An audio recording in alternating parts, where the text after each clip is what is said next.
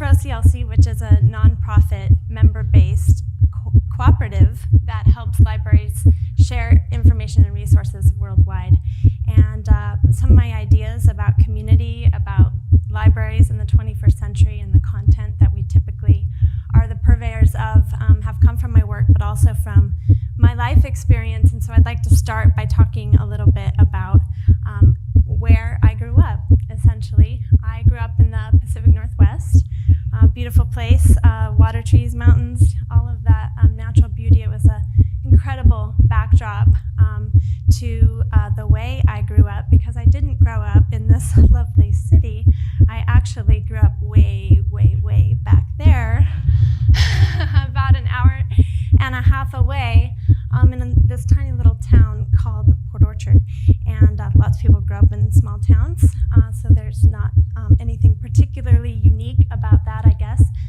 But my experience there was unique because I was also raised in a very small, very cloistered, information-controlled environment. My parents were very religious, and we were part of a very small religious community, and this included things like church 4 times a week, and homeschooling, and lots and lots of rules. And I don't want to disparage my parents at all. There was so much love in that community and so much love for me.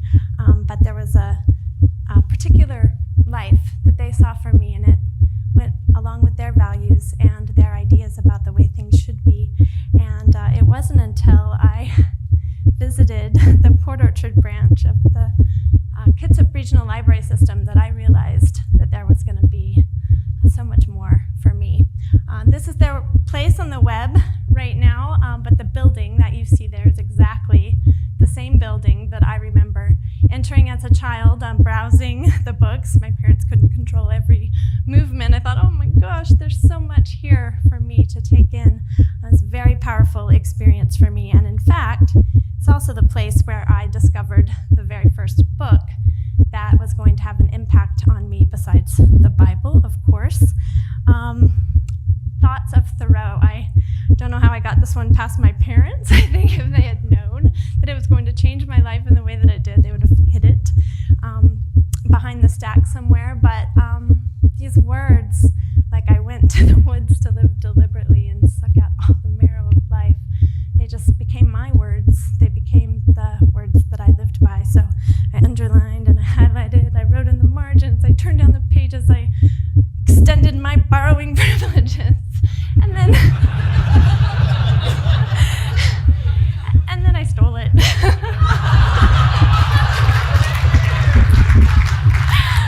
I couldn't bear to let this book go. I needed for it to be mine. And so there you have it.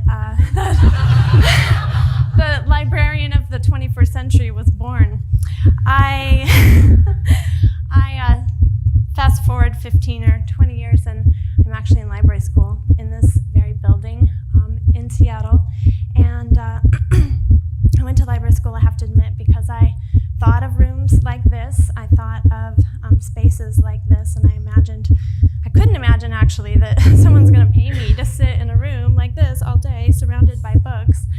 So I thought, perfect career for me. But I was in for a surprise, because this was 1999, and this was also the year that many library schools all over the country were rethinking their curriculum because of the massive change that had happened in regards to content, access, and delivery, because of the technology that our culture has essentially experienced over the preceding decades.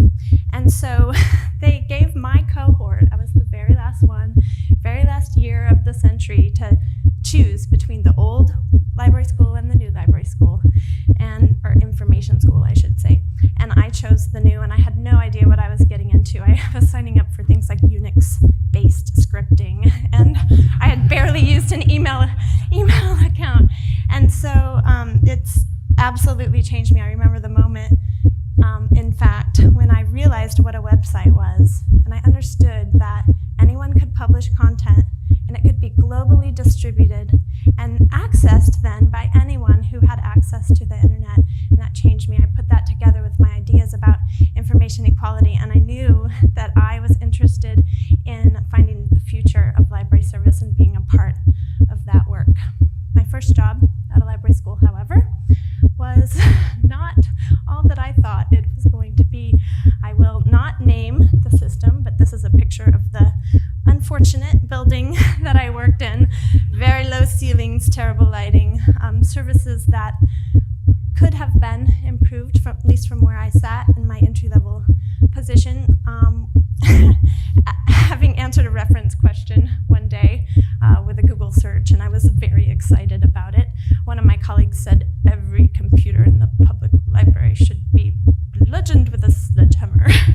I thought, ooh, scary. That's not the library I signed up for, not the information industry that I signed up for. Around the same time, I came across this picture of a Library of Congress. I think it's 1906, and I recognized these faces as the faces of my colleagues. I recognized this building as the building that I was working in. I recognized this reference desk, this ominous, scary reference desk, as the barrier between me and the people that I wanted to serve and work with. And so this experience really started to frame the central questions of my work so far in libraries. I was wondering about the essential role of libraries, how that might relate to the communities that they work in. So I started thinking about community building. What was the library's role in community building? And if people were doing it, what was working and what was not working? So the first thing I did is go back to some of the reading that I had done in library school. I was reading things like Ray Oldham. I was reading things like John Seeley Brown, The Social Life of Documents, reading Robert Putnam's Bowling Alone. And I won't go into descriptions of all of these things that had a huge impact on me, but the thread was that community building was happening, or caution, it's not. And it was happening because of content, it was happening because of technology, and it was happening in the physical spaces that we are in our daily lives. But I also was thinking about the conversations that I was having with my colleagues when I was in library school, so it wasn't just the books. And that's where my friend Matt comes in. One day after a lecture about information needs, my friend Matt says to me, and we're talking about whether or not the public library is relevant in our daily lives, he says to me, the most important information need that I have is what are my friends doing? And this was long, long, long before things like Twitter and Flickr and Facebook and FriendFeed. It's crazy now, all the different ways you can find out what your friends are doing. We didn't have access to that at that time. But it was really important to him. He wasn't talking about what are my friends doing tonight. He was talking about what are my friends reading, what are they watching, where are they going, where are they visiting, what do they care about? Because that was a source of learning and information for him that he really valued. So you put these two things together, and I started to wonder, where is the library in all this? Are people thinking about community building? Are they thinking about the social networks and the information that we glean from them? The answer is not so much. This is research actually published by OCLC in 2007 that looks at the behaviors of many folks online between 2005 and 2007. People who are actually used to the internet, have access to it. And the only activity that went down over this time frame with things like using email and online bookstores is visits to the library website. So we have definitely missed some kind of boat here. One of the reasons why I think we have is because it's a little scary for librarians. It's certainly not organized, and librarians, they like organization. It's also not controlled. That's one of the classes they make you take in library school, controlled vocabulary. And so, it's true. The other thing that I think, and this, I don't want this to sound like an excuse, but we struggle with funding. Institutionally, our culture is one of deprivation. We never have enough funding. And so, and I know this community understands that as much as anybody. It's such a real threat all over the country, in fact, the world, this lack of support for our libraries. This library actually closed all 15 of their branches and couldn't get enough support from the community because of that disconnect, I think, between our daily lives and our daily information needs and the services that the library provided. And And so something is wrong, terribly wrong with these circumstances. And I set out to try and figure out what we could do about it. Because still, so many of us, either when we think about libraries or we visit one, are seeing this when we enter those doors. One of the first things that I did to try to solve these problems is go back to the library literature. And of course, librarians have been talking about community building for a very long time. In many of those spaces, however, they're talking to each other, so we really need to get out beyond this world of our libraries and into the discourse. The other thing that I looked at is what our users were saying about libraries, and not surprisingly, books. Books are our brand. Books, that's all I'll ever think, and that's what I'll always think, books. This is not a terrible thing for us as librarians, because people have this wonderful nostalgia and positivity that goes along with that idea of a library, and it's taking care of the books. But it can be a bad thing for us when content is moving into new formats, new ways of exchanging and receiving information. They don't think of us when it's time to fill those information needs. If you look further into what some of our patrons or users are saying about libraries, you'll see that they're also giving us some advice. Look to places like Starbucks and Borders for that community interaction. Look at places like Google and try to be more relevant in the digital age. So what does it mean to be relevant in the current age? Well, one of the things is the social networking and social media stuff. This is, again, OCLC research from 6 countries that looked at public's use of social networking and social media sites. 28% of their respondents had said that they had tried this. This is in 2007. You ask college kids the same question, and those figures go up to 56%. Now, I am sure that by far, probably everyone in this room has had experience with these sites. So it's just really an incredibly powerful phenomenon that's affecting every way that we engage with information. Now, if you ask these people why they're visiting these sites, every single one of them will tell you, regardless of their age, it's because my friends are there. So back to that question that my friend Matt posed to me way back when we were in information and library school. What are my friends doing? That has become such a powerful, powerful force in our culture. And so I've spent the last 3 years talking with library staff who are thinking about their practice through a community building lens. And I just published a book, and I'm so mad I didn't bring my copy so I could show it to you. They didn't tell me I could do that.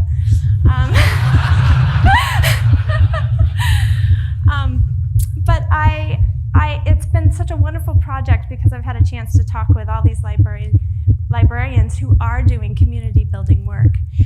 One of the very first things they said, and this is across the board, is that libraries should be about the people, not about the books, not about the services that we think they need. The other thing they told me was that when you pay attention to the people, you're really in tune with what their needs are. One of my favorite examples is Rachel McNeely, who's at the Mission branch of the San Francisco Public Library, and she managed to turn a once-a-week 40-person lap sit program for kids in her neighborhood to 5 times a week, 120 in attendance at every session. She did that over a period of 9 months. She did that because she paid attention to what her community, not just the users inside the library, but those out in her neighborhood. She said, I live in this neighborhood. Those kids can't stay away from my programs for long. So she's really out there listening. Ultimately, find the needs, fill the library. The other thing that I heard from the library staff that I talked to, and maybe this is a reflection of the things that we're hearing from our patrons, it's not about the books. It's about that human interaction, that connection that we make for people when we connect them with information. And the other thing I heard is that these librarians are willing to get out from behind the reference desk and get out into the world that so many of our community members are also experiencing. This is a librarian. His name is Michael, and from Michael, I learned about things like Twitter and Flickr and Facebook and FriendFeed. He was one of the very first librarians, I think, in these spaces, and this was again, so many years ago before it was mainstream. And I think from his experiences there, and now so many of us, we've learned that there's so many connections that we make through these online spaces that really blend every aspect of our lives and ultimately provide some, I guess, mingling of our professional and our personal lives, and really, I guess, bring home that these tools that we use, the books that we read, the information that we gather for whatever reason, is ultimately about the desire to make a connection with another person. And so for my last example here, I want to return to my other hometown library. I'm a city girl now. And talk a little bit about not just a fabulous librarian who's doing amazing community building things, but a whole system. That's a Seattle Public Library system. They've just renovated all of their branches. So I'm going to start with what they've done with their library spaces inside the library. Most famously, they opened a few years ago a new central branch that was designed by Rem Koolhaus of OMA, and it's really an amazing building because it literally reflects the values and the practices of the residents in the city of Seattle. One of the things it does, for example, is catches the rain and heats and cools the building. Many Seattle residents do this, believe it or not.